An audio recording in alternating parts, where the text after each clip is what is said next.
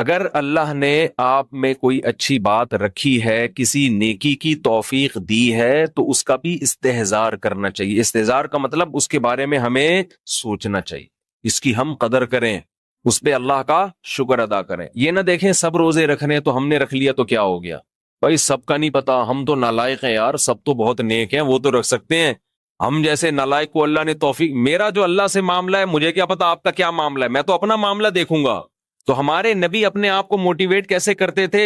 رہب وما، پیاس چلی گئی، وابتلت العروق، رگیں تر ہو گئیں، وثبت الاجر انشاء اللہ، اور اللہ نے چاہا تو اجر ہمارے اعمال میں لکھ دیا گیا، اجر لکھ دیا گیا ہے۔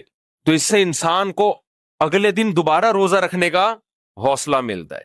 اور گناہ میں الٹا، تھوڑی دیر کی لذت، یہاں سے بات شروع ہوئی تھی کہ جوانی میں بھی یہ لذتیں اگر آپ نے کنٹرول نہیں کیا نا تو بڑھاپے میں یہ لذتیں بڑھیں گی، مگر گناہ کرنے کی طاقت کیا ہو جائے گی؟ ختم۔ تو حسرت، افسوس، ٹینشن والی زندگی۔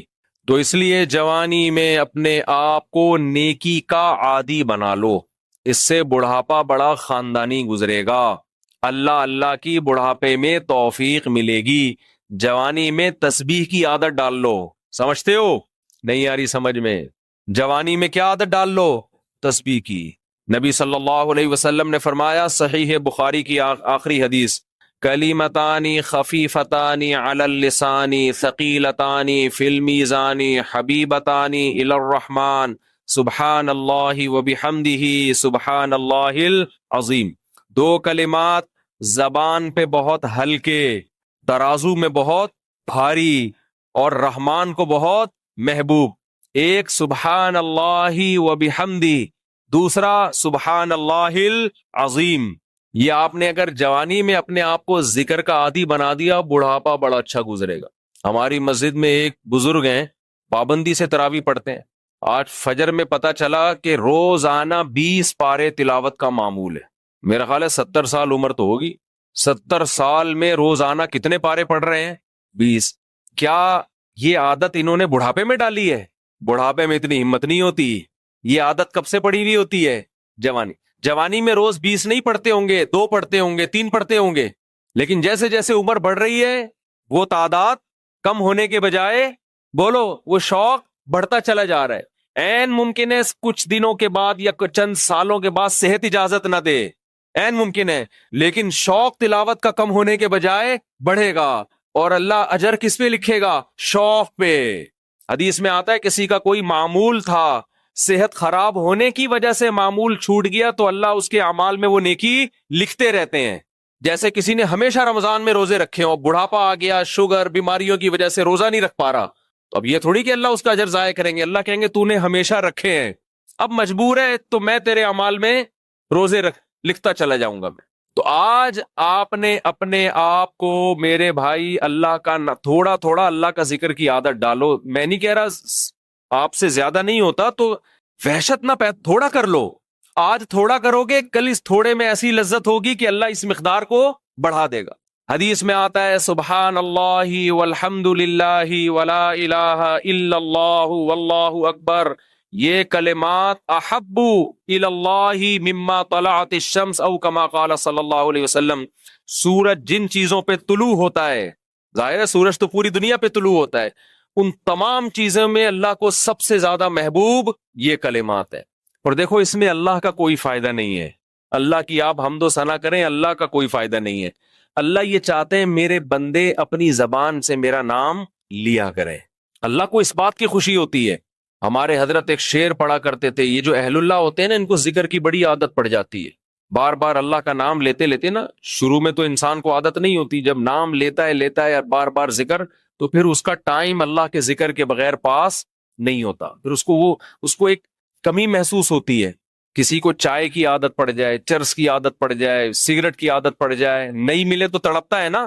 تو جس کو ذکر کی عادت پڑتی ہے نا، اس کو جب ذکر کا ٹائم نہ ملے تو اس کا دل پریشان ہوتا، اس کو اللہ کے نام میں ایک چسکا آنے لگتا ہے۔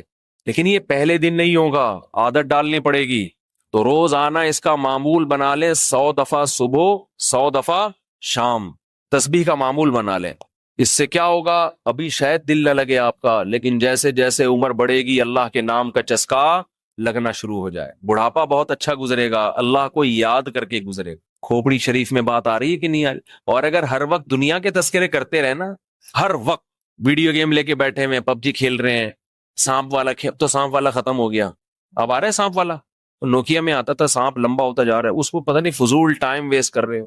ہم پریشان ہوتے ہیں یار، ہمارے پاس کاموں کو نمٹانے کا ٹائم نہیں ملتا، ہم تو چاہ رہے کاش یہ دن 24 گھنٹے کے بجائے 48 گھنٹے کا ہو جائے، اور لوگ کیا کر رہے ہیں کہ وہ باقاعدہ ارادہ کر کے ضائع کر رہے ہیں ٹائم۔ ہمارے تو کام نہیں نمٹتے، جب ہم رات کو سونے کے لیے لیٹتے ہیں تو کہتے ہیں یار آج کا دن بھی گزر گیا اور کام ویسے کے ویسے ہی، اور ادھر باقاعدہ ارادہ کر کے جو ہے نا ٹائم ضائع کیا جا رہا ہے کہ چلو ٹائم ویسٹ کرتے ہیں۔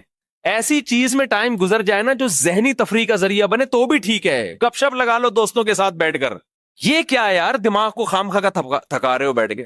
تو اگر پب جی کھیلنے کی عادت ڈال لی تو جاؤ گوروں کا بڑھاپا دیکھو، اولڈ ہاؤس میں بڑھاپے میں سنوکر کھیلتے ہیں، کیرم بورڈ کھیلتے ہیں، لڈو کا نہیں مجھے پتا، یہ چیزیں کھیل رہے ہوتے ہیں بڑھاپے میں، اور ہمارا بوڑھا بڑھاپے میں ایک ایک دن میں 20 پارے ختم کر رہا ہے، سمجھتے ہو کہ نہیں؟ وہ نماز میں دل بہلا رہا ہے، وہ تہجد میں اس کا ٹائم گزر رہا ہے، کوئی ویڈیو نہ بنائے، لکھا ہوا ہے نا۔ تو یہ کیسی عجیب بات ہے، آپ جائیں وہاں۔ ایک صاحب نے مجھے کہا کہ میں نے یورپ میں بڈھی عورتوں کو دیکھا، بڈھی عورتیں 5-6 بڈھی عورتیں بیٹھی ہوئی اور جوا کھیل رہی ہیں، تاش کھیل رہی ہیں۔